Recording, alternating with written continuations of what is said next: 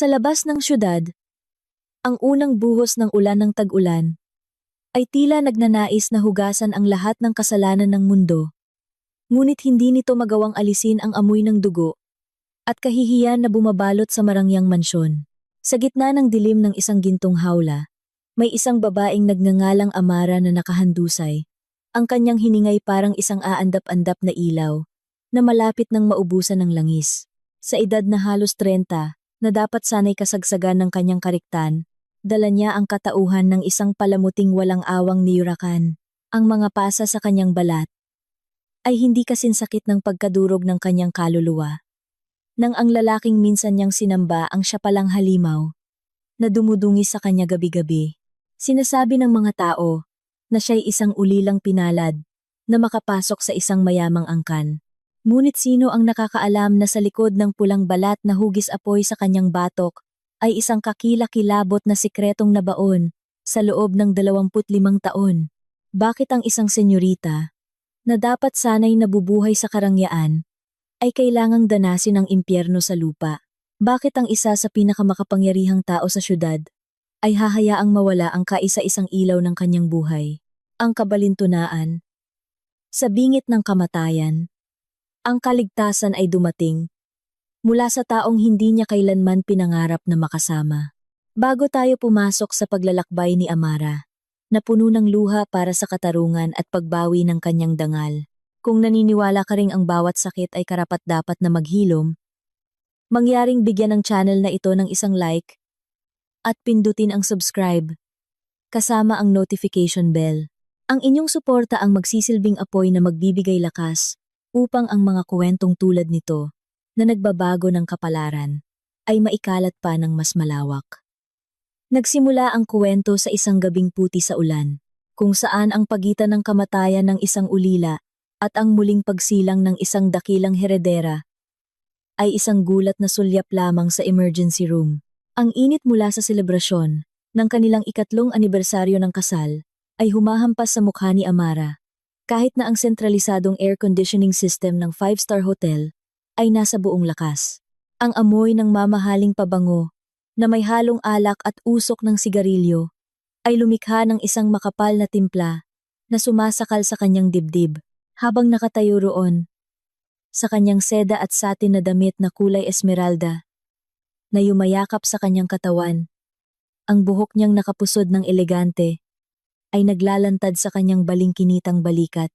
Sa sinumang titingin, isa siyang perpektong ginang, ang pinakamahalagang alahas na suot-suot ni Joaquin. Ngunit si Amara lang ang nakakaalam. Sa ilalim ng malambot na seda, sa kanyang kaliwang tagiliran, at sa kahabaan ng kanyang braso, ang mga pasa ay nagsisimula ng magkulay dilaw-berde at kumikirot. Ang bawat malalim niyang paghinga ay sumasagi sa nakatagong sakit. Isang malupit na paalala ng bagsik ng kanyang asawa kagabi, dahil lamang sa nakalimutan niyang plansahin ang kurbatang balak nitong isuot. Si Joaquin ay nakatayo ilang hakbang mula sa kanya.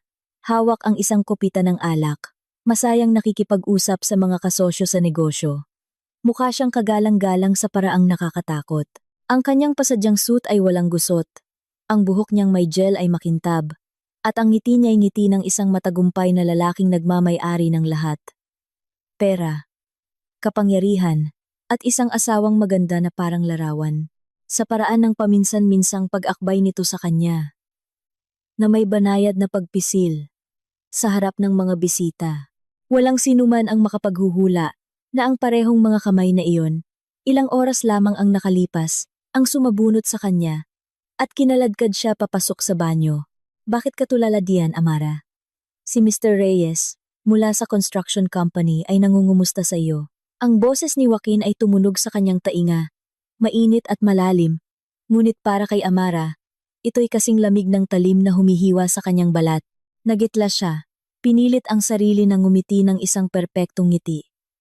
Isang ngiti na libu-libong beses niyang pinraktis sa harap ng salamin, upang walang makakita sa pagkadurog sa loob niya. Opo, medyo pagod lang po ako. Siguro dahil sa lamig ng aircon. Mahinang sagot ni Amara. Iniiwasan ang mapanuring tingin ng kanyang asawa. Ngumiti ito. Ngunit ang kanyang mga mata ay hindi. Ito ang tingin ng isang tagapag-alaga na tinitiyak kung ang hayop sa kulungan ay may balak tumakas. Inilagay ni Joaquin ang kanyang kamay sa buhok ni Amara.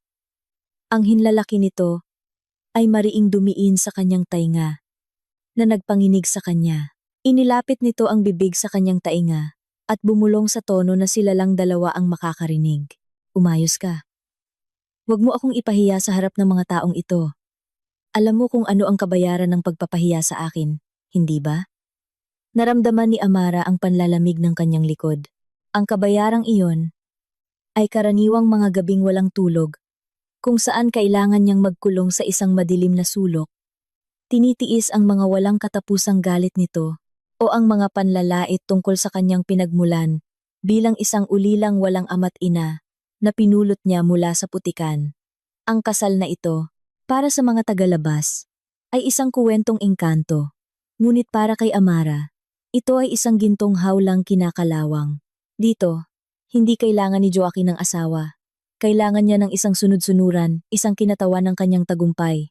Binilhan niya si Amara ng mga alahas na nagkakahalaga ng milyon-milyon, ngunit ipinagkait sa kanya ang karapatang magkaroon ng mga kaibigan. Dinala niya si Amara sa iba't ibang panig ng mundo. Ngunit sa bawat larawan, hindi niya tunay na nakikita ang tanawin. Lagi lang siyang nakatingin sa ekspresyon ni Joaquin para malaman kung paano siya dapat tumayo, kung paano ngumiti para mapasaya ito. Tumingin siya sa kanyang matutulis na takong na bumaon sa malamig na marmol na sahig.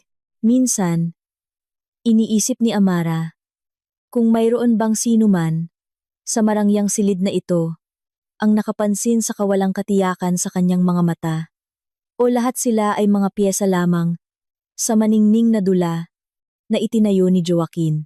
Ang mga papuri tulad ng, "Ang swerte mo naman, Amara, ilang buhay kang nagdasal para magkaroon ng asawang tulad ni Joaquin," ay parang mga karayom na tumutusok sa kanyang tainga. Pinupuri nila ang kanyang hawla. Ang ganda ng gintong pintura nito, ngunit walang nagmamalasakit kung gaano nakahina ang ibon sa loob. Ang pulang alak sa kopita ni Amara ay umaalon. Ang kulay pula nito ay nagpapaalala sa kanya ng dugo sa kanyang labi. Kagabi, nang masampal siya ni Joaquin at tumama sa gilid ng mesa, agad siyang uminom ng isang lagok. Ang pait ng alak ay hindi matabunan ang kapaitan sa kanyang lalamunan. Muli siyang hinila ni Joaquin patungo sa ibang mesa. Walang tigil itong nagsalita tungkol sa mga proyektong nagkakahalaga ng bilyon-bilyong piso, sa kanyang malawak na pananaw, sa kanyang pilosopiya ng marangyang pamumuhay. Si Amara, na nakatayo sa tabi niya, ay tumatango na parang isang desusing manika.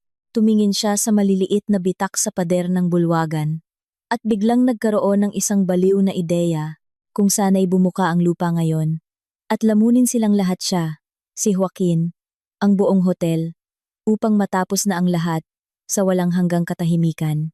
Ang pagkukunwaring ito ay unti-unti siyang ginigiba. Ang pakiramdam ng kahihiyan dahil sa pag-arte ay mas masakit pa kaysa sa mga latay. Pakiramdam niya ay kasabwat siya sa paglinlang sa sarili niyang buhay. Umasa siyang ang pag-ibig ay makakapagpabago sa kabagsikan nito. Naniwala siyang kung magiging masunurin at matiisin siya, magbabago si Joaquin. Ngunit 3 taon ang nagturo sa kanya ng isang mapait na aral. Ang taong gumagamit ng dahas para igiit ang kapangyarihan ay hindi kailanman titigil hanggat ang biktima ay tuluyang madurog. Ang malamyos na instrumental na musika ay tumutugtog, ngunit ang tanging naririnig ni Amara ay ang malakas na pintig ng kanyang puso dahil sa takot. Tumingin siya sa orasan sa malayo. 2 oras pa bago matapos ang party. 2 oras pa ng pagtitiis, ng pagpipigil sa sarili na huwag bumagsak sa harap ng mga mapanuring tingin ng mga estranghero. Bigla, hinigpitan ni Joaquin ang pagkakahawak sa braso ni Amara, eksakto sa isang lumang pasa. Ang matinding kirot ay halos maging sanhi ng pagkabitaw niya sa kopita. Hindi ito napansin ni Joaquin, o marahil alam niya, ngunit wala siyang pakialam. Abala ito sa pakikipagtawanan sa isang mataas na opisyal ng gobyerno. Kinagat ni Amara ang kanyang labi. Pinipigilan ng isang daing na kumawala. Sa sandaling iyon, isang maliit na kislap ng apoy ang sumiklab sa kanyang puso. Isang tahimik, ngunit matinding galit. Hindi na niya kayang magpatuloy ng ganito. Ang hawlang ito, kahit nagawa sa purong ginto, ay isang kulungan pa rin. At siya, si Amara, ay ayaw mamatay ng dahan-dahan sa katahimikang ito. Sinulyapan niya ang mga papeles ng diborsyo. Nalihim niyang inihanda at itinago sa drawer ng kanyang tokador sa bahay. Ngayong gabi, pagkatapos mamatay ang mga ilaw ng entablado, haharapin niya ito. Anuman ang kahinatnan, gusto niyang makahinga ng isang tunay na hininga. Hindi isang hiningang hiram. Mula sa pahintulot ng iba, nagpatuloy ang party. Ang tunog ng mga nag-uumpugang kupita ay parang tunog ng mga tanikalang nagkikiskisan. Huminga ng malalim si Amara. Ang amoy ng insenso mula sa supot ng isang dumaang bisita ay nagbalik sa kanya sa isang malayong alaala ng isang mapayapang probinsya na hindi na niya matandaan. Tahimik niyang tinawag ang kanyang pangalan sa isip, isang paraan upang paalalahanan ang sarili na siya ay umiiral pa sa likod ng makapal na make-up at marangyang damit. Yumuko si Joaquin patungo sa kanya. Ang hininga nito'y amoy whiskey. Ngumiti ka naman ng kaunti, Amara.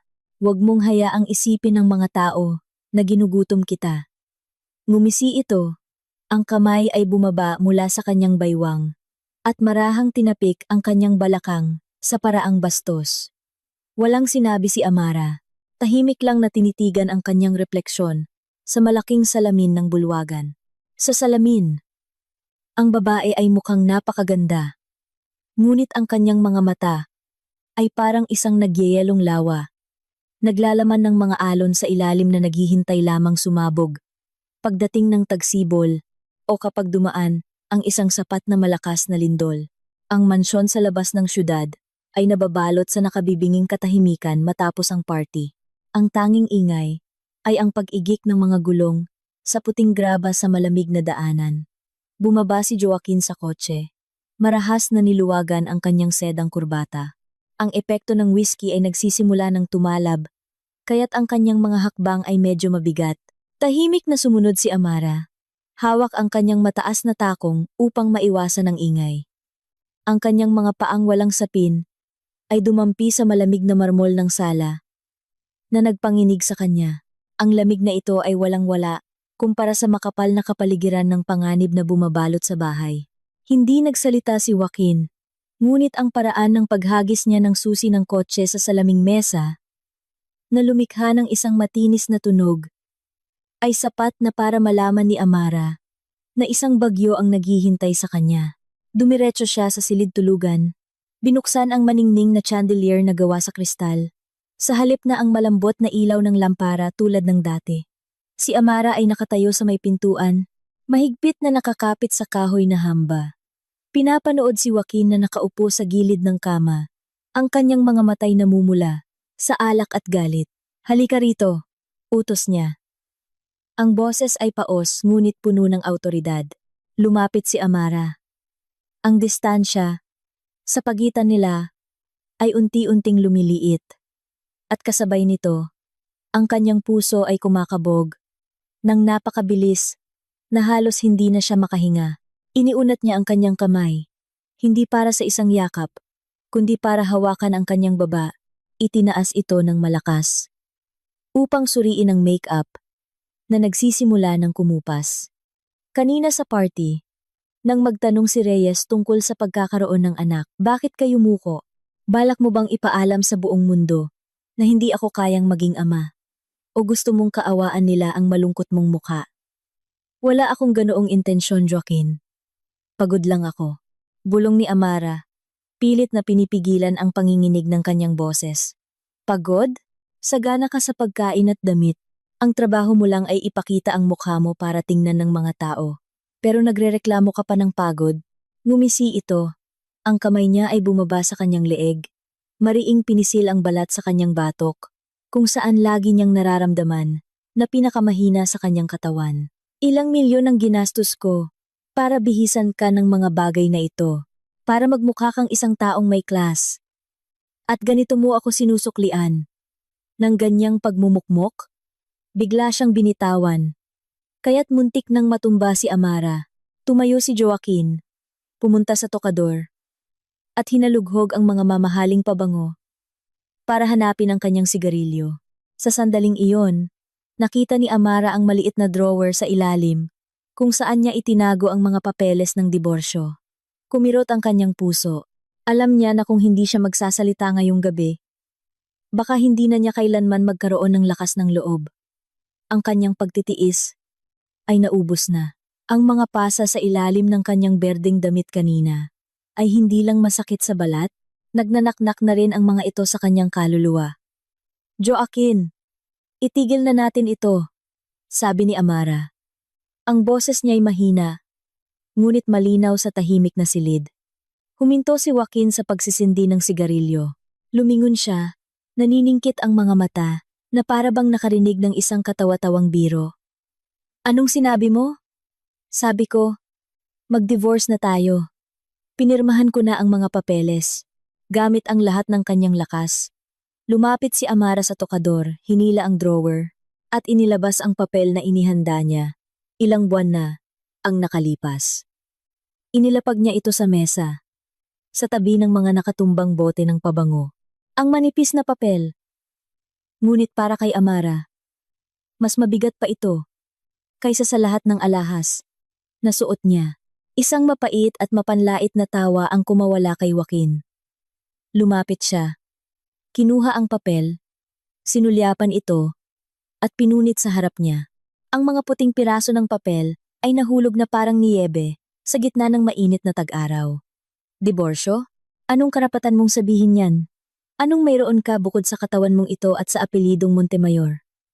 Paglabas mo sa pintong ito, isa ka lang uli lang walang matutuluyan. Saan ka pupunta? Babalik sa ampunang yon? Lumapit siya. Ikinulong si Amara sa sulok ng pader. Ang matapang na amoy ng whiskey na may halong sigarilyo ay nagpaduwal sa kanya. Ipinatong ni Joaquin ang dalawang kamay sa magkabilang gilid niya. Ikinukulong siya. Makinig kang mabuti. Amara, pag-aari kita hanggat hindi ako nagsasawa. Wala kang karapatang umalis. Akala mo ba hindi ko alam ang mga itinatago mo? Akala mo ba lihim kang umiinom ng birth control pills na hindi ko nalalaman? Natigilan si Amara at tumingin sa kanya. Kaya pala, alam niya ang lahat. Ngunit nanahimik lang para pahirapan siya sa mga panlalait tungkol sa pagkakaroon ng anak sa loob ng 1 taon. Ang kasamaan ng lalaking ito ay hindi lang nasa kanyang mga kamao, kundi sa paraan ng pagpapakasaya niya sa pagdurusa ng iba. Ayokong isilang ang anak ko sa isang pamilya kung saan ang ama niya ay isang tirano. Sigaw ni Amara. Ang matagal ng naipong galit ay sumabog. Hindi mo ako mahal. Ang mahal mo lang ay ang pakiramdam na pag-aari mo ako. Tulad ng pag-aari sa isang mamahaling sasakyan o isang antigong pinta. Hindi ako tao sa mga mata mo. Isa lang akong kasangkapan para ipagmalaki mo sa mundo. Isang nag-aalab na sampal ang dumapo sa mukha ni Amara na nagpatumba sa kanya sa sahig. Umugong ang kanyang tainga at ang maalat na lasa ng dugo ay nagsimulang kumalat sa kanyang bibig. Tumingin si Joaquin mula sa itaas. Ang mukha niya'y nabaluktot sa galit. Hindi na siya ang maginoong lalaki sa party kanina. Ang maskara ay tuluyang nahulog. Inilalantad ang isang mabangis na hayop na nasaktan ng amor propyo. Kasangkapan? Tama! Isa kang ang kasangkapan. At kung masira ang isang kasangkapan, aayusin ko ito sa sarili kong paraan. Hinawakan niya ang balikat ni Amara at kinaladkad siya. Sinubukan ni Amara na kumapit sa paanan ng kama. Ang kanyang mga kuko ay kumalmot sa mamahaling kutsyon. Nag-iwan ng mahahabang punit. Nasuklam siya sa sarili dahil sa pagpayag niyang yurakan siya ng lalaking ito ng napakatagal. Sa gitna ng sakit at desperasyon, nakita ni Amara ang isang plorerang palamuti sa estante. Naabot kamay niya. Isang ideya ang sumagi sa kanyang isip. Kailangan niyang makatakas sa anumang paraan. Ngunit mas mabilis si Joaquin. Itinulak niya ang plorera bago pa niya ito maabot. Idiniin niya si Amara sa malamig na sahig. Ang kanyang mga kamay ay parang mga bakal na pumipigil sa kanyang lalamunan. Nagpumiglas si Amara. Ang kanyang hininga ay paputol-putol. Ang kanyang paningin ay nagsimulang lumabo sa ilalim ng maningning na chandelier. Ang mga kristal sa kisame ngayon ay parang mga nagyayelong luha, malamig na nanonood sa malupit na eksena. Sa sandaling iyon, sa pagitan ng buhay at kamatayan, hindi na natakot si Amara. Ang naramdaman na lang niya ay isang malawak na kalungkutan para sa kanyang sarili. Ginugol niya ang kanyang kabataan sa paghahanap ng isang tahanan para lang magtapos sa isang libingang binalutan ng ginto. Gusto mong umalis, di ba? Sige, palalayain kita. Ang boses ni Joaquin ay umigik sa pagitan ng kanyang mga ngipin. Bawat salita ay parang isang saksak sa hangin. Ang tunog ng pagbagsak ng isang katawan sa mga muebles ay umalingaw-ngaw sa silid na idinisenyo para maging isang lugar ng pahinga. Naramdaman ni Amara ang isang matinding kirot mula sa kanyang tiyan, na umakyat sa kanyang utak, at pagkatapos, ang lahat ay nilamon ng kadiliman. Ang mga mura ni Joaquin ay unti-unting humina, at ang natira na lang ay ang mahinang tibok ng kanyang sariling puso na lumalaban sa kamatayan. Sa labas ng bintana, ang mga puno sa hardin ay umuugong sa ihip ng hangin. Ang maputlang liwanag ng buwan ay pumasok sa silid. Tinatanglawan ang mga punit-punit na papel ng diborsyo na nakakalat sa sahig. May bahid ng sariwang dugo na tumalsik mula sa sulok ng labi ng kaawa-awang babae. Ang bahay na ito, sa kanyang marangyang anyo, ay lumalamon sa isang kaluluwa, sa nakakatakot na katahimikan ng gabi, sa labas ng syudad. Ang sakit ay hindi dumating kaagad. Ito ay parang isang tsunami mula sa malayo. Una ay isang nakakatakot na katahimikan. Pagkatapos ay biglang humampas, dinudurog ang bawat himaymay ng nerbiyos ni Amara. Nakahandusay siya sa sahig na bato. Nararamdaman ang lamig na tumatagos sa kanyang napunit na balat. Ang chandelier sa itaas ay umiikot. Ang mga kumikinang na kristal ngayon ay parang mga mata ng demonyo na tinatawanan ang kanyang kaawa-awang kalagayan. Nakatayo roon si Joaquin. Ang hininga niya ay amoy alak at kalupitan. Tumingin siya kay Amara, hindi ng isang asawa, kundi ng isang taong kasisira lang ng isang laruang hindi niya nagustuhan. Inihagis niya ang kanyang sinturon sa sahig. Ang tunog ng metal na tumama sa semento ay pumunit sa katahimikan ng mansyon. Kung matino ka, manatili ka diyan at magsisi.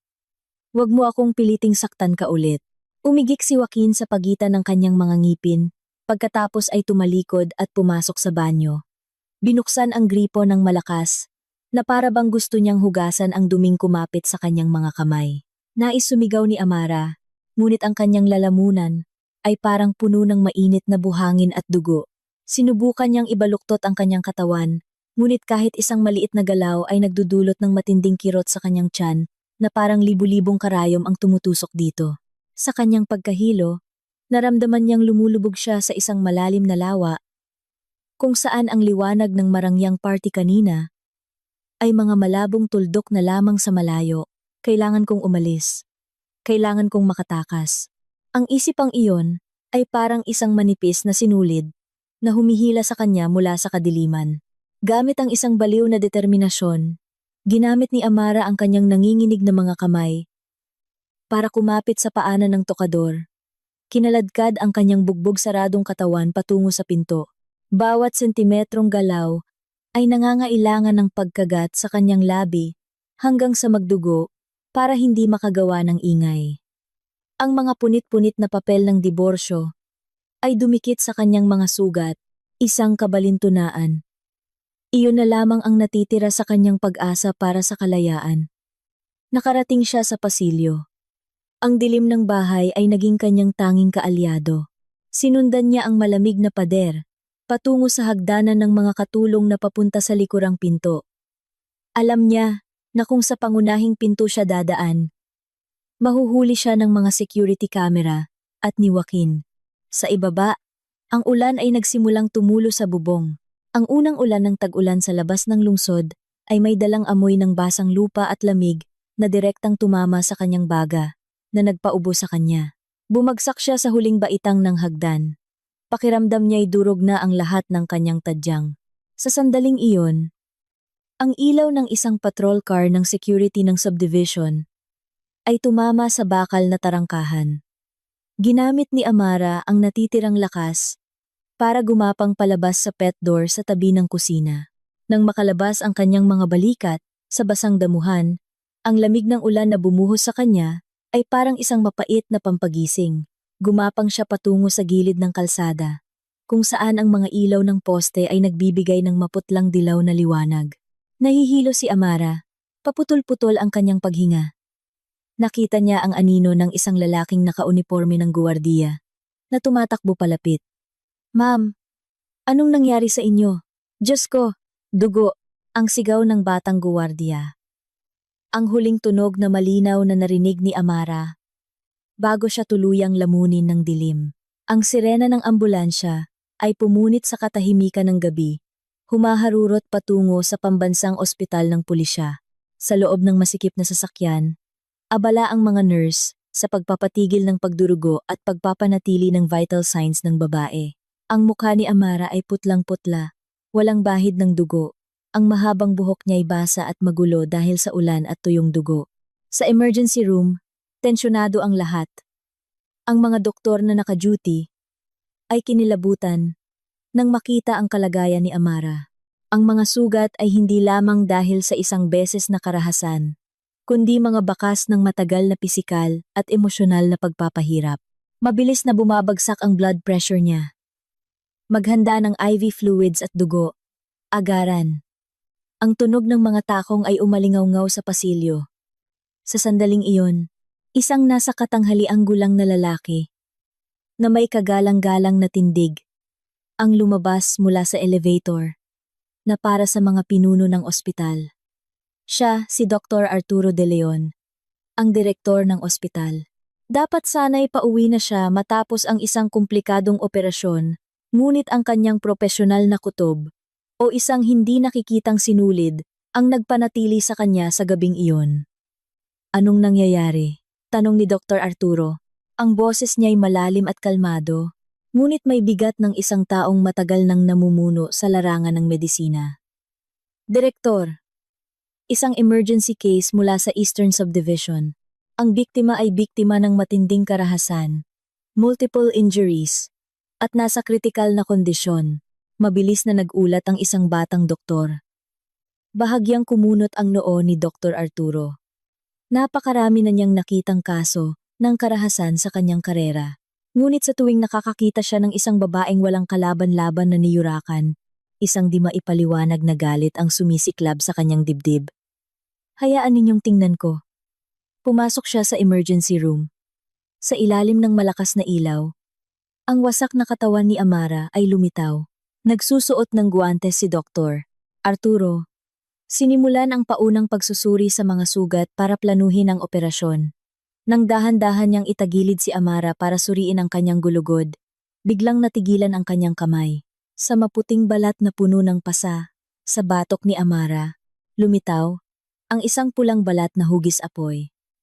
Ang buong mundo ni Dr. Arturo ay tila huminto. Ang kanyang paghinga ay bumilis.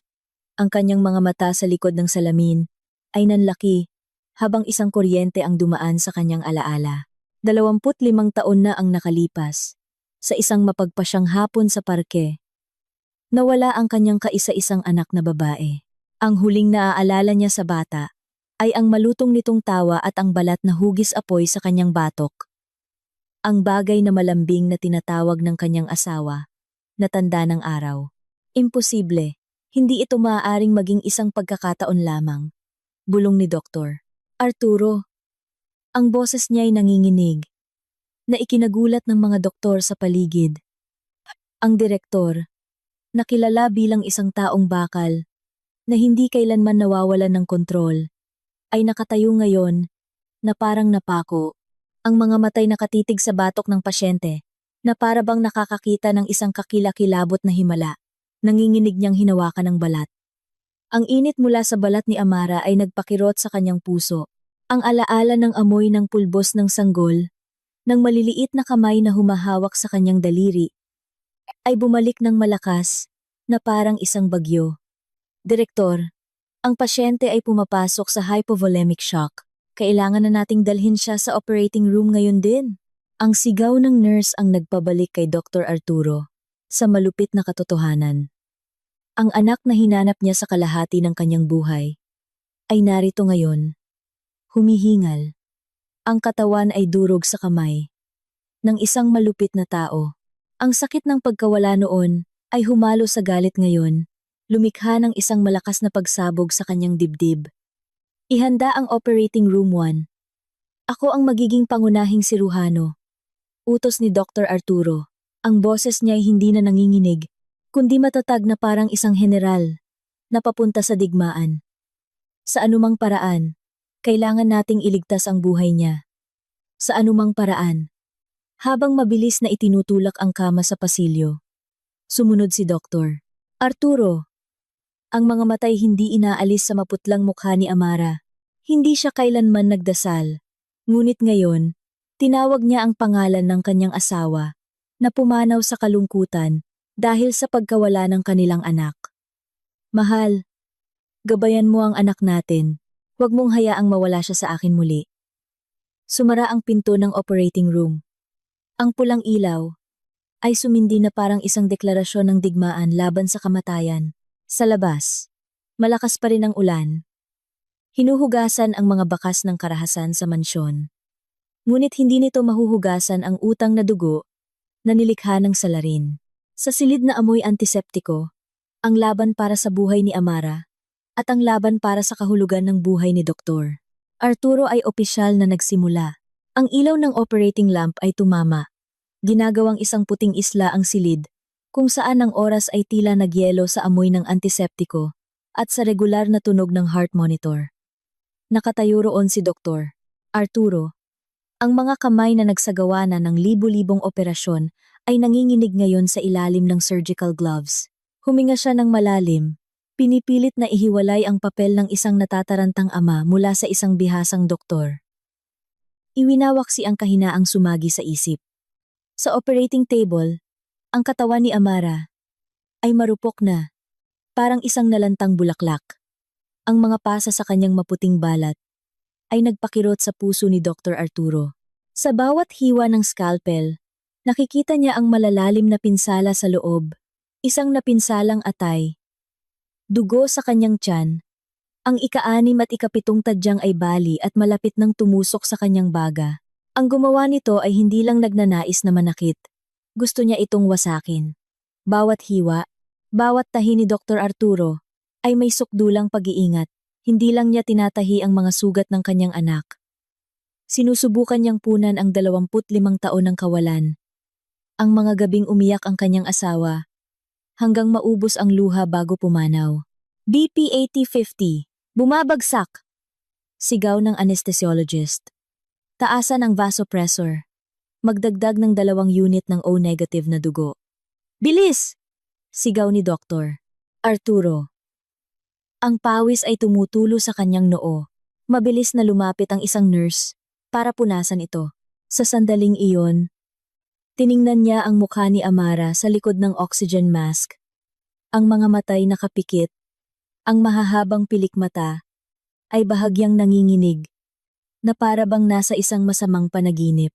Lumaban ka, anak. Huwag kang susuko ngayon. Nahanap ka na ni Papa, Angela. Bulong niya sa kanyang isip. Ang operasyon ay tumagal ng higit sa 4 na oras. Nang matapos ang huling tahi, lumabas si Dr. Arturo sa operating room. Ang kanyang mga binti ay biglang bumigat. Hindi siya dumiretso sa kanyang opisina, kundi sa laboratorio para sa isang agarang genetic test. Kumuha ng sample ng buhok mula sa pasyente sa OR1 at dugo mula sa akin. Gawin ang paternity test sa lalong madaling panahon. Ito ay isang direktang utos. Inabot niya ang request sa technician. Kahit na ang balat na hugis apoy ay natatangi at ang kanyang kutob ay sumisigaw na anak niya ito. Tinuruan siya ng buhay na kung gaano kalaki ang pag-asa. Ganoon din kasakit ang pagbagsak. Kailangan niya ng isang numero, isang siyentipikong patunay na hindi matututulan. Umupo si Dr. Arturo sa isang bangko sa pasilyo. Kinuha niya mula sa kanyang pitaka ang isang lumang litrato, kupas na sa paglipas ng panahon. Sa litrato, Isang babaeng may malambing na mukha ang kumakalong sa isang 3 taong gulang na bata. Ang bata ay may maniningning na mga mata at isang masayang ngiti. Iyon ang kanyang asawa at si Angela. Sa loob ng 25 taon, ito ang tanging bagay na pumigil sa kanya mula sa tuluyang pagkasira.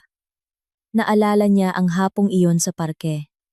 Isang saglit na paglingat habang bumibili siya ng sorbetes at ang bata ay naglaho. Ginamit niya ang lahat ng kanyang koneksyon, mula sa pulisya hanggang sa underworld. Ngunit wala siyang nahanap. Ang kanyang asawa ay unti-unting nanghina at pumanaw pagkatapos ng 5 taon. Ang huling habilin nito ay, "Hanapin mo ang ating munting alab." "Direktor, narito na po ang resulta," nagitla si Dr. Arturo. Inabot sa kanya ng technician ang isang selyadong sobre. Nanginginig ang kanyang mga kamay habang binubuksan ito. Ang huling linya ay malinaw na nakasulat, "Probability of paternity, 99.99%. Nahulog ang papel mula sa kanyang mga kamay. Ang direktor na kilala sa kanyang katatagan ay yumuko. Ang kanyang mga balikat ay nanginginig. Ang mainit na luha ay dumaloy sa kanyang mga pisngi. Ito ay ang pag-agos ng damdamin ng isang manlalakbay na nakahanap ng tubig sa disyerto, ngunit ito rin ang sakit ng pagkaalam kung gaano kahirap ang pinagdaanan ng kanyang anak. Ang pangalan niya ay Amara, asawa ng isang lalaking nagngangalang Joaquin Montemayor, isang matagumpay na negosyante na may misteryosong pribadong buhay, ayon sa ulat sa kanya. Tumayo si Dr. Arturo, pinunasan ng kanyang luha.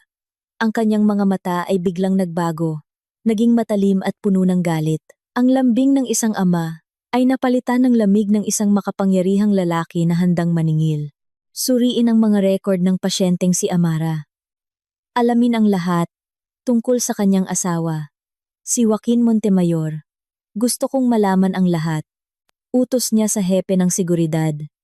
"Direktor, may problema po ba?" Nag-aalangang tanong ng hepe. Lumingon si Dr. Arturo. "Hindi ito isang pribadong usapin. Ito ay isang kasong kriminal. Ang babaeng nakahiga doon ay ang aking anak. Ang anak na hinanap ko sa loob ng 25 taon. At kung sino man ang gumawa nito sa kanya, kung sisiguraduhin kong pagsisisihan niya na isinilang siya sa mundong ito." Nanahimik ang buong silid. "Opo sir. Gagalaw na kami agad." Bumalik si Dr. Arturo sa intensive care unit kung saan nakahiga si Amara sa gitna ng mga makina. Dahan-dahan niyang binuksan ang pinto at umupo sa tabi ng kama. Kinuha niya ang malamig na kamay ng kanyang anak. Tiningnan niya ang monitor ng puso. Ang mga berdeng alon ay isang pangako ng buhay. "Matulog ka lang, Angela. Nandito na si Papa. Mula ngayon, wala nang sinumang makakanti sa iyo." Sa sandaling iyon, nag-vibrate ang kanyang telepono. Isang text message mula sa hepe ng seguridad.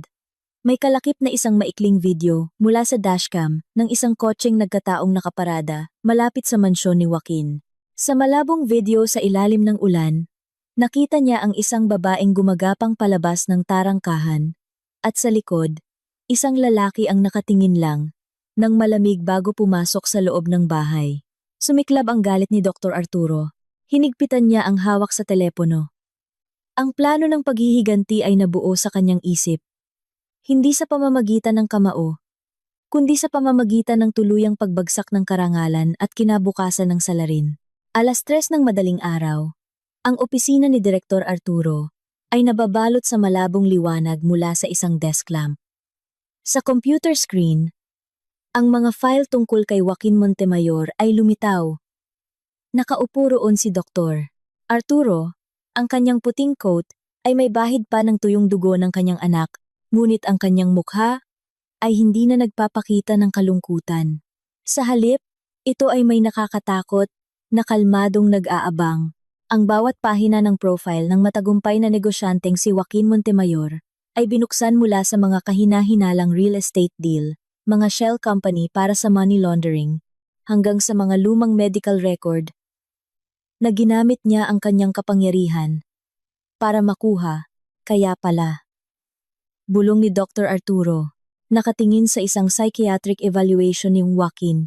10 taon na ang nakalipas, Mayroon siyang kasaysayan ng antisocial personality disorder, ngunit ang record na iyon ay binura ng isang makapangyarihang kamay para bigyan siya ng daan sa alta sosyedad. Ginamit ng kanyang pamilya ang pera para bilhan siya ng isang perpektong imahe. Ngunit ang kalikasan ng isang hayop ay hindi nagbabago. Isang mahinang katok ang pumutol sa kanyang pag-iisip. Pumasok ang hepe ng seguridad. Nakakuha kami ng karagdagang footage at isang mahalagang detalye.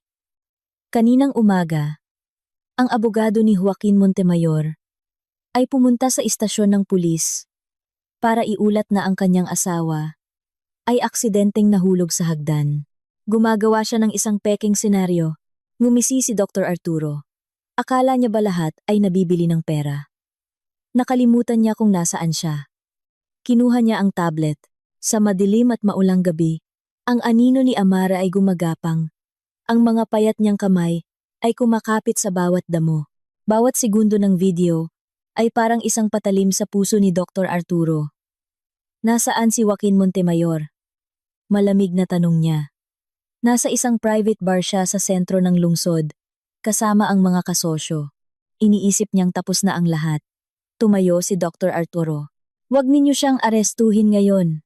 Kung gagawin ninyo yan, assault lang ang ikakaso. Sa yaman ng pamilya niya, makakapagpiyansa siya agad. Gusto kong mawala sa kanya ang lahat.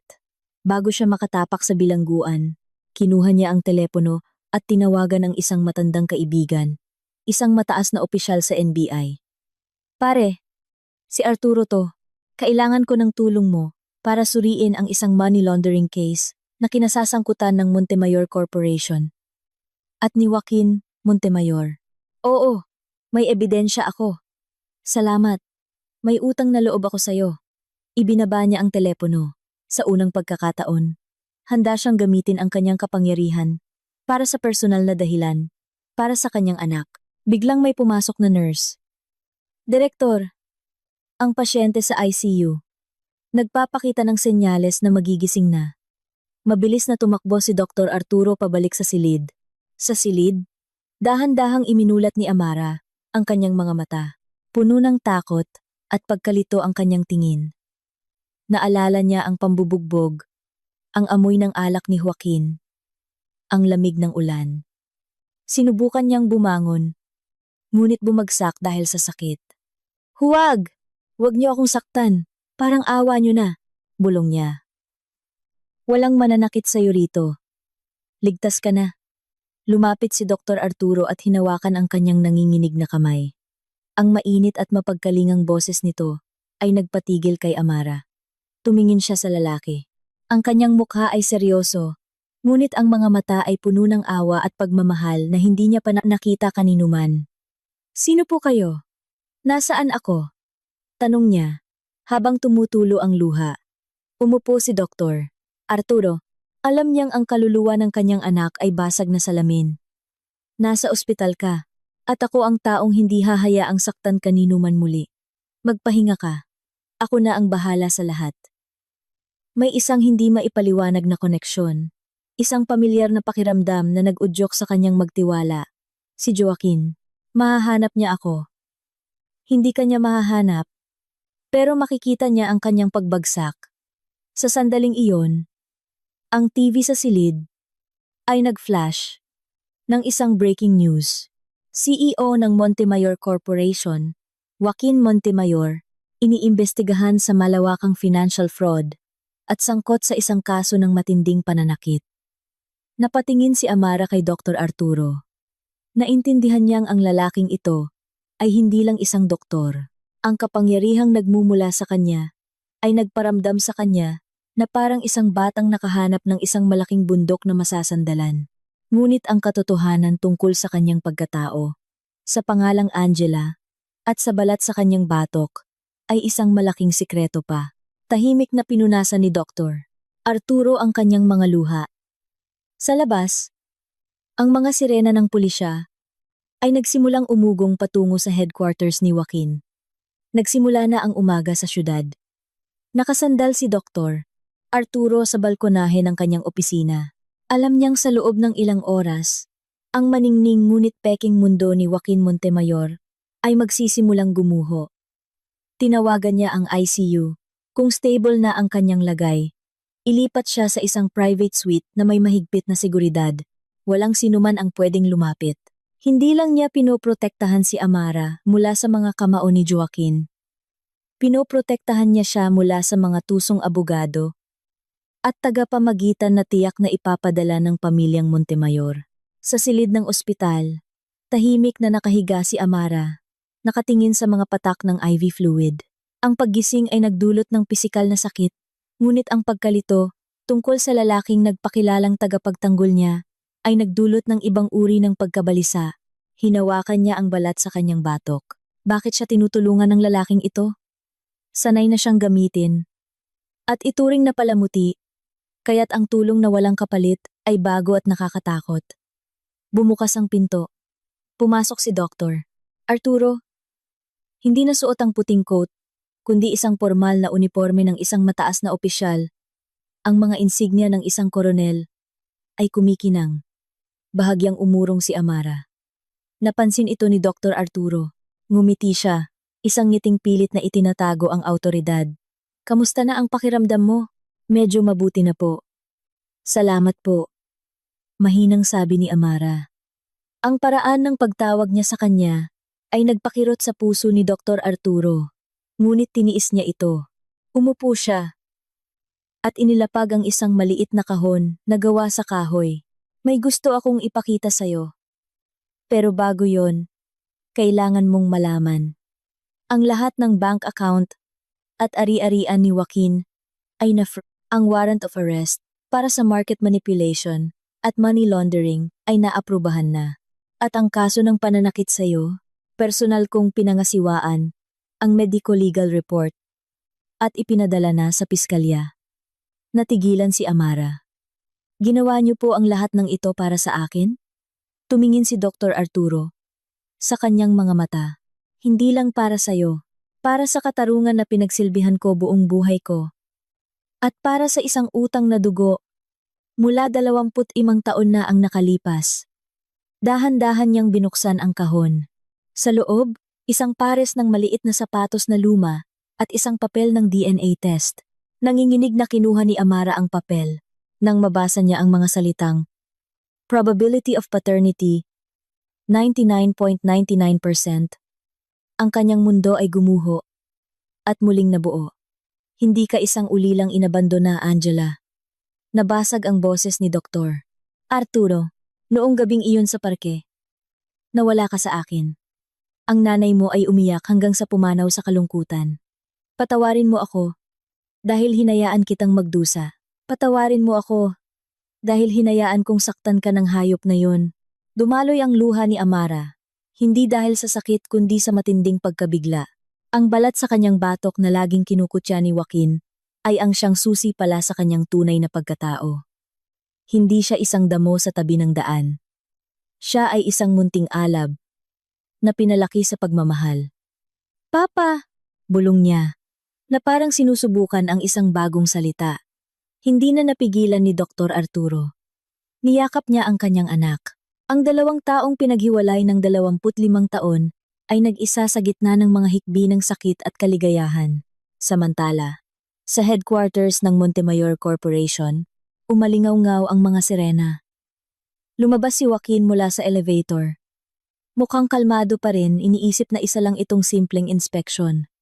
Mr. Joaquin Montemayor, arestado ka para sa money laundering at attempted murder. Iniharap sa kanya ng hepe ng pulisya ang warrant. Nanigas ang ngiti ni Joaquin. Alam niyo ba kung sino ako? Ang ama ko ay... Alam namin kung sino ka. Putol ng hepe. Puno ng pagkasuklam ang tingin. At alam din namin kung sino ang ama ng biktimang si Amara. Siguro'y itabi mo na lang ang mga sasabihin mo para sa iyong abogado. Ang pangalang Amara ay nagpanginig kay Joaquin. Paanong ang isang ulilang walang sinuman ay magkakaroon ng koneksyon sa isang puwersang kayang magpabagsak sa kanyang imperyo sa isang gabi lang. Tumingin siya sa kanyang mga kamay. Ang mga kamay na nanakit sa kanyang asawa na ngayon ay nakaposas. Sumikat ang araw. Sa ospital, tumingin si Amara sa bintana. Nakita niya ang isang ibon Ang kanyang kamay ay nasa loob ng malaki at magaspang na kamay ni Dr. Arturo. Alam niyang magiging mahaba ang laban sa korte. Ngunit ngayon, hindi na siya nag-iisa. Mayroon na siyang sandigan. At higit sa lahat, natagpuan na niya ang kanyang sarili. Sa ilalim ng pangalang Angela, tumayo si Dr. Arturo. Magpahinga ka anak. Babalik ako agad. Ang lahat ng utang niya sa'yo. Sisingilin ko lahat. Walang labis, walang kulang.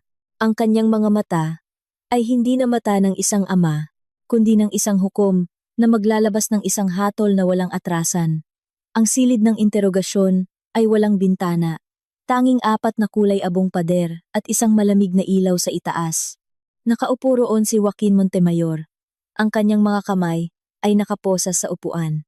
Ang mamahalin niyang suit ay lukot na. Ang kanyang maginoong anyo ay nawala. Pinalitan ng isang taong nagpapanik. Sa tapat niya, nakaupo si Dr. Arturo. Kalmado. Hindi siya nakauniporme, ngunit ang aura ng isang veteranong koronel ay sumasakal sa hangin. Gusto kong makausap ang abogado ko. Wala kayong karapatang ikulong ako ng walang matibay na ebidensya, sabi ni Joaquin. Inilapag ni Dr. Arturo ang isang makapal na folder sa mesa. Sa unang pahina, ang mga larawan ng dugo ang eksena sa kanilang mansyon at ang mga mediko-legal na larawan ng mga pasa ni Amara. Ebidensya? Hindi ito simpleng pananakit, Joaquin. Ito ay attempted murder, malamig na sabi ni Dr. Arturo. At kung hinihintay mo ang abogado ng pamilya Montemayor, may masamang balita ako. Ang ama mo ay abala sa pagpapaliwanag sa mga awtoridad tungkol sa nawawalang 600 milyong piso sa isang bangko sa Timog. Walang darating para sagipin ka. Namutla si Joaquin. Sino ka? Bakit isang direktor ng ospital ang nakikialam sa mga gawain ko? Sumandal si Dr. Arturo. Ako ang ama ni Angela. Ang pangalang tinatawag mong Amara. Ang babaeng binili mo sa pamamagitan ng karangyaan. At pinahirapan na parang isang alipin sa loob ng 3 taon. Tumawa si Joaquin. Ama? Isa siyang ulila. Pinulot ko siya mula sa putikan. Utang niya sa akin ang lahat. Isang malakas na sampal ang tumama sa mukha ni Joaquin. Hindi si Dr. Arturo ang gumawa nito, kundi ang hindi nakikitang galit ng katarungan. Hindi mo pinulot ang anak ko mula sa putikan. Ginamit mo ang kanyang kalungkutan para sa iyong pansariling kasiyahan. Akala mo walang magtatanggol sa kanya. Tumayo si Dr. Arturo at umikot sa upuan ni Joaquin. 25 taon na ang nakalipas, nawala ang anak ko, at sa lahat ng panahong iyon, isinumpa ko na kung mahahanap ko ang sinumang nanakit sa kanya, ipaparanas ko sa kanya ang impyerno. Samantala, sa ospital, si Amara, na ngayon ay si Angela na, ay nakaupo, ang pagdating ng kanyang ama. Ang pagbagsak ni Joaquin, ang pagiging isang heredera lahat, ay parang isang pelikula. May kumatok, isang babaeng kaedad ni Dr. Arturo ang pumasok. Siya si Tita Celia, pinsan ni Dr. Arturo na kasama niya sa paghahanap kay Angela. Kamusta ka, Angela? Sabi niya. Inilapag niya ang isang mangkok ng mainit na lugaw. Abala ang papa mo. Pinapabantayan ka niya sa akin. Talaga po bang hinanap niyo ako sa lahat ng panahong iyon? Kinuha ni Tita Celia ang kamay niya. Hindi kailanman nakatulog ng mahimbing ang papa mo sa loob ng 25 taon, anak. Sa tuwing may balita tungkol sa isang nawawalang bata, kahit sa pinakamalayong lugar, pupuntahan niya. Lagi niyang sinasabi, ang munting alab sa batok ng anak ko ay nag-aapoy pa. Naghihintay siya sa akin. Muling umiyak si Angela. Naalala niya kung paano siya kinukutya dahil sa kanyang balat. Hindi niya alam na iyon pala ang tanging parola para mahanap siya ng kanyang ama. Napakahirap siguro ng pinagdaanan mo? Tanong ni Tita Celia. Umiling si Angela. Akala ko, iyon na ang kapalaran ko. Inakala kong, dahil wala akong pinagmulan, sinumang magbigay sa akin ng konting pagmamahal ay kaligtasan na. Mabait si Joaquin noong una. Ikinuwento niya kung paano siya niligawan ni Joaquin, na parang isang prinsipe. na may dalang mga rosas at pangako ng isang pamilya. Pumasok siya sa haulang iyon nang may inosenteng paniniwala. Ngunit nalanta ang mga rosas at ang prinsipe ay naging isang halimaw.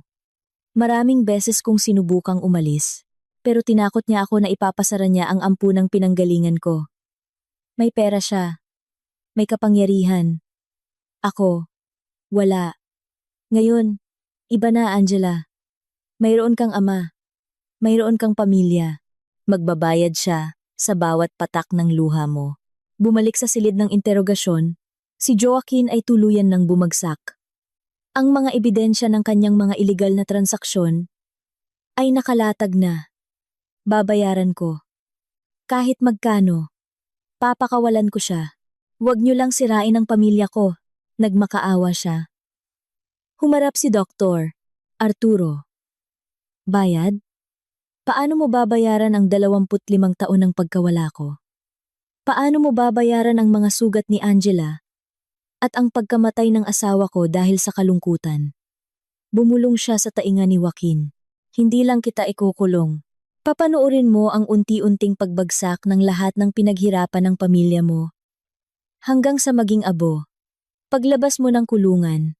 Kung darating man ang araw na iyon, mas masahol ka pa sa isang pulubi. Iyan ang sentensya para sa'yo. Lumabas si Dr. Arturo. Hindi na pinansin ang mga sigaw ni Joaquin. Sa pasilyo, huminga siya ng malalim. Ang paghihiganti ay hindi nagdulot ng saya, kundi isang mapait na kapayapaan.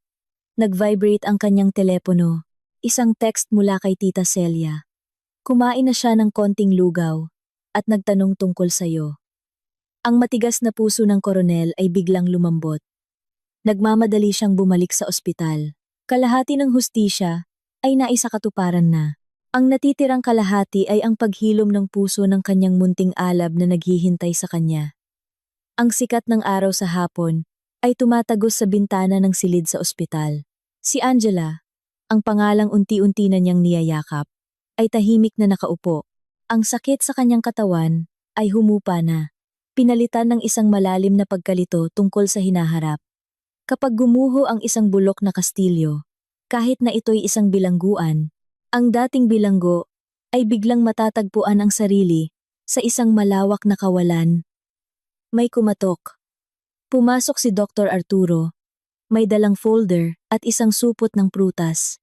Galing ako sa korte, sabi niya. Umupo sa tabi ng kama. Sinubukan ng mga abogado ng Montemayor na ipagpiyansa si Joaquin. Pero hindi nila inasahan na lahat ng assets ng kanilang kumpanya ay na-freeze na. Hindi ka po ba nila ginipit, Papa? Ngumiti si Dr. Arturo, paano nila gigipitin ang isang koronel at direktor ng pambansang ospital? Gamit ang perang hindi na nila kontrolado? Huwag kang mag-alala. Angela, ang pinakamalakas ay hindi ang may pinakamaraming pera, kundi ang may hawak ng katotohanan. Binuksan niya ang folder at inilabas ang isang dokumento. Ito ang utos na i-freeze ang personal na ari-arian ni Joaquin para sa danyo sibil sa'yo. Inayos ko na rin ang pagbabalik ng tunay mong pagkakakilanlan. Mula bukas, hindi ka na si Amara, ang walang kwentang asawa ng lalaking iyon. Ikaw si Angela De Leon, ang legal na anak ni Arturo De Leon. Tiningnan ni Angela ang pangalan sa papel. Isang bagong pangalan. Isang bagong buhay, ngunit ang alaala ng 3 taon ng pagdurusa ay isang multo pa rin. Hinawakan niya ang peklat sa kanyang pulso. Papa, natatakot ako. Bulong niya. Natatakot akong paglabas ko rito. Hindi ko na alam kung sino ako. Sa loob ng 3 taon, nabuhay lang ako para pasayahin siya, para hindi masaktan. Ngayong malaya na ako, pakiramdam ko'y hungkag. Natigilan si Dr. Arturo. Naintindihan niyang ang pagpapakulong kay Joaquin ay simula pa lang. Ang nasira ay ang tiwala sa sarili at kaluluwa ng kanyang anak. Hinawakan niya ang kamay nito. Huwag kang matakot, anak. Ang pagiging hungkag ay hindi masama. Para itong isang blankong pahina matapos mong punitin ang mga pahinang puno ng dumi. Magsusulat tayong muli, nang magkasama. Samantala, sa kabilang panig ng lungsod, sa isang lumang mansyon na nakapangalan sa ina ni Joaquin, ang tanging ari-arian na hindi na-freeze. Galit at desperasyon ang naghahari. Si Don Ricardo, ama ni Joaquin, ay nagwawala. Anong ginawa niya para humantong sa ganito? Sinabi ko sa kanya na ayusin ang babaeng yon. Nang tahimik, bakit biglang sumulpot ang isang koronel na ama niya? Sigaw niya sa abogado. Ginoo, hindi po tayo makakagalaw. Ang record ni Coronel De Leon ay classified. Masyadong malaki ang impluensya niya. At lahat ng ebidensya ng money laundering ni Joaquin ay hawak na nila. Kung ipipilit pa natin, baka madamay na rin kayo. Napaupo si Don Ricardo. Ang kanyang pagmamataas at pag-aakala na ang isang ulila ay walang boses ang siyang nagpabagsak sa kanila. Gabi na sa ospital. Nagpaalam si Angela na maglakad-lakad sa pasilyo. Sa ilalim ng malabong ilaw, nakita niya ang isang babaeng nakaupo sa dulo. Ang ina ni Joaquin. Mukha siyang pagod at namumugto ang mga mata. Nang makita si Angela, akmang tatayo ito pero hinarangan ng mga guwardiya. Hayaan niyo siyang lumapit, sabi ni Angela. Gusto niyang harapin ang babaeng nanood lang habang sinasaktan siya ng anak nito. Angela, parang awa mo na. Kausapin mo ang papa mo na iatras ang kaso. Baliw ang anak ko. Babayaran ka namin, kahit magkano. Nagmamakaawang sabi ng ginang. Hinahawakan ang damit ni Angela. Tumingin si Angela sa kanya ng may awa. Ginang. Hanggang ngayon, ang kapakanan pa rin niya ang iniisip ninyo. Paano naman ang 3 taon na halos hindi ako makahinga sa bugbog? Ang mga gabing nakahandusay ako sa sahig habang nilalakasan ninyo ang TV? Naisip niyo ba kung kinaya ko? Natigilan ang ginang. Hindi ko iaatras ang kaso. Matatag na sabi ni Angela. Hindi para maghiganti, kundi para matuto siyang panagutan ang mga ginawa niya. Ang pera ninyo ay hindi mabibili ang mga gabing takot na takot ako at hindi mabibili ang katotohanang naging kasabwat kayo sa kanyang kalupitan sa pamamagitan ng inyong pananahimik. Tinalikuran ni Angela ang humahagulgol na babae. Sa dulo ng pasilyo, nakita niya si Dr. Arturo na tahimik na nanonood. Hinayaan niya siyang harapin ang nakaraan. Magaling, anak, sabi ni Dr. Arturo. Ipinatong ang kanyang jacket sa balikat ni Angela. Noong gabing iyon, sa unang pagkakataon sa loob ng 3 taon, nakatulog si Angela nang walang masamang panaginip. Napanaginipan niyang isa siyang batang tumatakbo sa isang luntiang parang. Habang tinatawag siya ng kanyang ama at ina, ang balat sa kanyang batok ay hindi na mainit sa kahihiyan, kundi sa init ng isang muling pagsilang. Kinabukasan, isang abogado ang nagdala ng mga dokumento. Hindi lang ito para sa diborsyo, kundi karagdagang kaso ng illegal detention at forced labor. Kinuha ni Angela ang panulat at buong tatag na pumirma. Angela De Leon. Iyon ang katapusan ni Amara. Ang bilangguan ay napapaligiran ng matataas na pader at alambreng may tinik. Nakaupo si Joaquin sa tapat ni Angela, pinaghihiwalay ng makapal na salamin. Ito ang una nilang pagkikita matapos ang gabing iyon. Mukhang kahabag-habag si Joaquin. Ang mamahalin niyang damit ay napalitan ng uniforme ng preso. Ang kanyang mga mata ay puno ng pagkasuklam. Masaya ka na ba? Sabi niya sa telepono. Sinira mo ako. Sinira mo ang pamilya ko. Nasiyahan ka na ba? Uli lang may masamang balak? Tiningnan siya ni Angela ng walang emosyon. Hindi ikaw ang sinira ko, Joaquin. Mahinahon niyang sabi. Ang kayabangan at kalupitan mo ang humukay ng sarili mong libingan. Hindi mo ako itinuring na tao. At ngayon, ganoon din ang tingin sa'yo ng batas. Tumawa si Joaquin. Batas? Kung wala ang matandang koronel na yon, anong karapatan mong turuan ako? Isa ka lang manikang pinulot ko. Oo, may ama akong nagtatanggol sa akin. Sagot ni Angela, pero ang ama ko ay naglabas lang ng katotohanan. Ang mga marurumi mong negosyo at ang mga peklat sa katawan ko ang nagdiin sa'yo. Ipinagmamalaki mo ang pamilyang Montemayor, pero ikaw mismo ang dumungis dito. Natigilan si Joaquin. Ngayon lang siya natakot sa kalmadong babae sa harap niya. Ang Amara noon ay iiyak at matatakot. Ang Angela ngayon ay matalas at makapangyarihan. Hindi ko iaatras ang kaso. Pagpapatuloy ni Angela. Hindi para maghiganti, kundi para bigyan ka ng panahon na pag-isipan ang mga ginawa mo. May utang kang paumanhin sa akin. Pero alam kong hindi mo iyon sasabihin. Kaya hayaan mong ang mga taon sa kulungan ang magsalita para sa'yo. Ibinaba niya ang telepono at tumalikod, hindi na pinansin ang mga sigaw ni Joaquin. Paglabas niya sa mabigat na bakal na pinto, sinalubong siya ng sikat ng araw. Sa di kalayuan, naghihintay si Doktor. Arturo, tapos na ba, anak? Tanong niya. Inakbayan siya. Opo, Papa. Tapos na.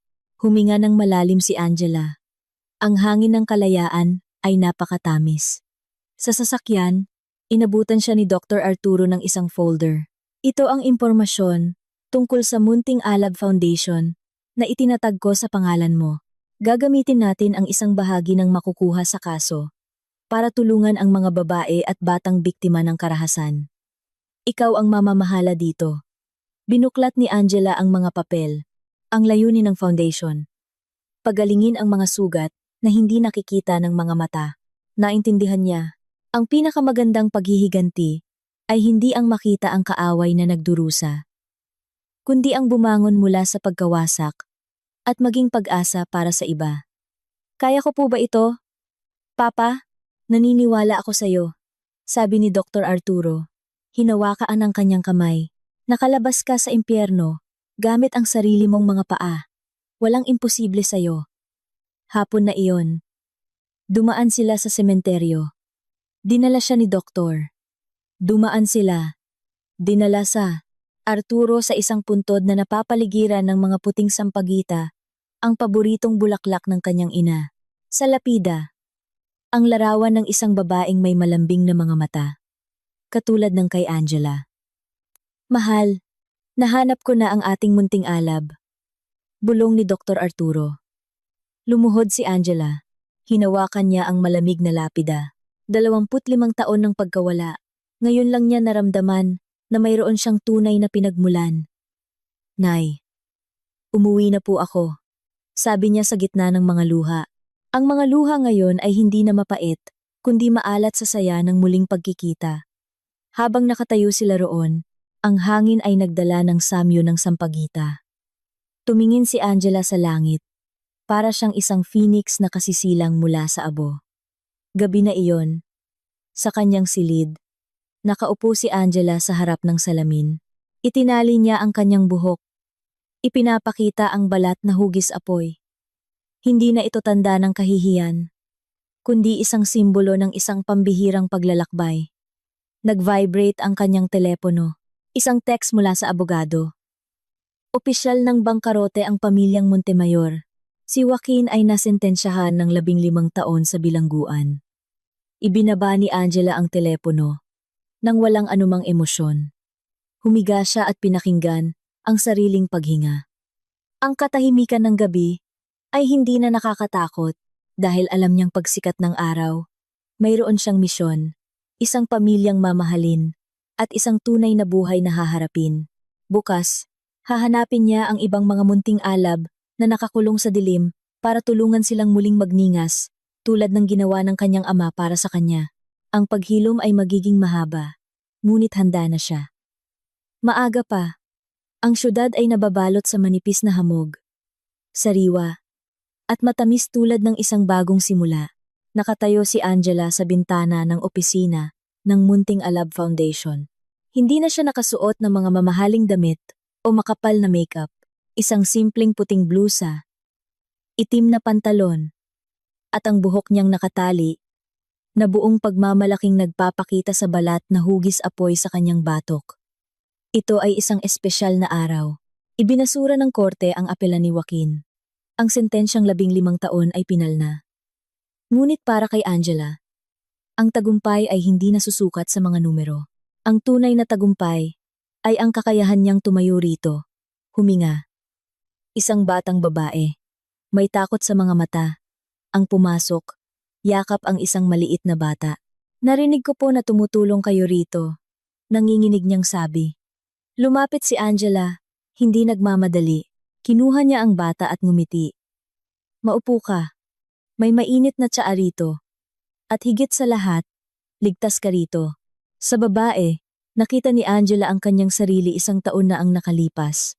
Wasak, nag-iisa, at desperado. Ginugol niya ang buong umaga sa pakikinig at pagbibigay ng tulong legal at emosyonal. Nang umalis ang babae na may kaunting pag-asa na sa mga mata, naramdaman ni Angela ang isang init sa kanyang puso. Ang pagtulong sa iba ay paraan din pala para hilumin ang sarili niyang mga sugat. Tanghali, dumating si Dr. Arturo. Hindi na siya ang mabagsik na koronel, kundi isang amang nasisiyahan sa kapayapaan kasama ang kanyang anak. May dala siyang 2 lunchbox. Masyado ka ng abala.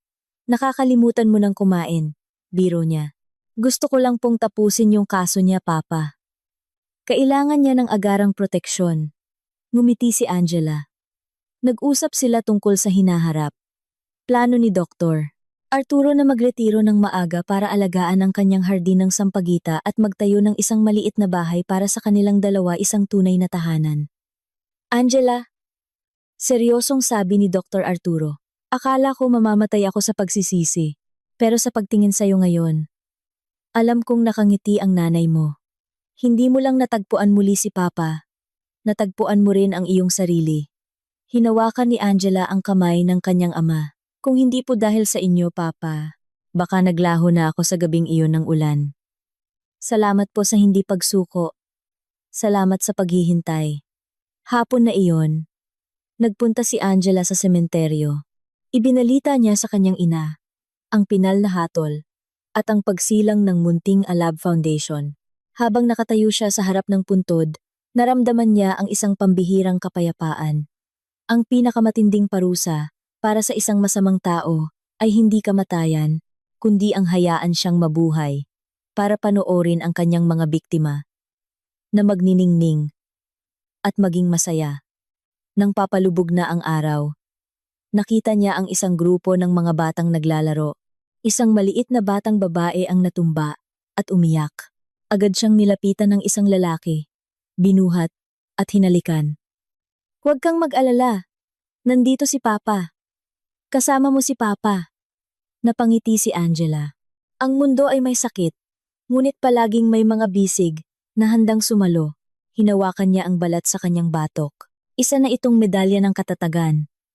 Kumuha siya ng litrato ng magandang paglubog ng araw at ipinadala kay Dr. Arturo. Papa, uwi na po tayo. Luto tayo ng sinigang na paborito ni Mama. Mabilis ang sagot. Nasa palengke na si Papa. Umuwi ka na.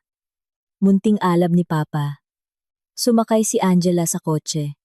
Tumingin siya sa salamin at nakita ang isang maningning na mukha. Ang gintong hawla ay isang malayong alaala na lamang. Pinatakbo niya ang sasakyan patungo sa syudad na nagsisimula ng umilaw.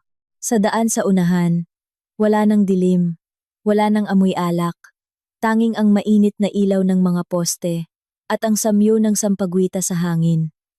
Si Amara ng nakaraan ay namatay sa gabing iyon ng ulan, upang si Angela de Leon ay muling isilang, mas matatag at mas may dangal. Ang kanyang buhay ay hindi na isang kuwento ng pagtitiis, kundi isang epiko ng kalayaan. Ang alab sa kanyang batok ay hindi na mamamatay. Patuloy itong mag-aapoy para sa kanyang sarili at para sa mga kaluluwang nanginginig pa sa dilim. Salamat sa iyong pakikinig hanggang sa dulo ng kuwento. Kung nagustuhan mo ito, mangyaring mag-iwan ng komento, ibahagi ang iyong nararamdaman, at mag-subscribe sa channel para samahan kami sa mga susunod na kuwento. Magkita-kita tayong muli sa susunod na video.